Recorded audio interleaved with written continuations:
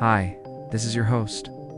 Our hominid ancestors have been around for about 6 million years. That's a long time.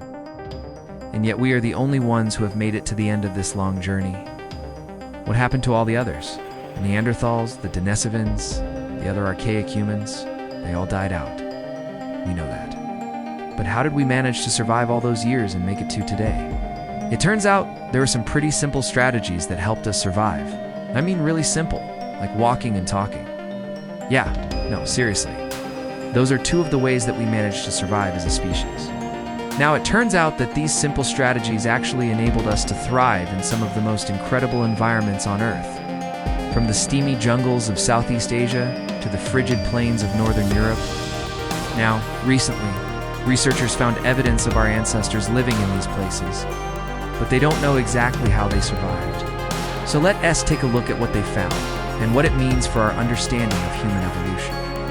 The first piece of the puzzle comes from a 1 million-year-old site in China. This site preserves evidence of our ancestors using fire, which would have helped them deal with harsh weather conditions. In fact, researchers think that our ancestors may have started using fire even earlier than this, perhaps as early as 1.5 million years ago.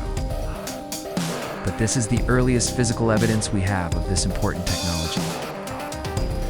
Using fire would have allowed early humans to stay warm in cold climates, cook food, ward off predators, and do all the other things that we associate with fire. But our ancestors weren't the first hominids to use fire. Neanderthals and Denisovans also used fire, and they lived in much colder environments than our ancestors did. So why didn't fire help them survive? One possibility is that our ancestors were better at using fire than other hominids were. They may have been able to build bigger, hotter fires that could ward off more dangerous predators, or keep them warmer in colder climates. Or they may have been more creative with using fire, coming up with new and innovative ways to use it to their advantage. Maybe they roasted their meat and cooked their veggies. Whatever the case may be, our ancestors' superior use of fire may have been one of the key factors that allowed them to thrive in such a wide range of environments. Another factor that may have contributed to our ancestors' success is their ability to walk and talk. Walking? Yeah, that doesn't sound very impressive. But our ancestors weren't just walking. They were doing something called obligate bipedalism. This means that they were walking upright on two legs the whole time, not just sometimes.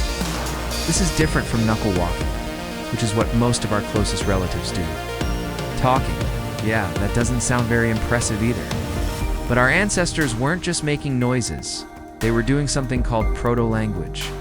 This is a system of communication that is more complex than animal language, but not quite as complex as human language.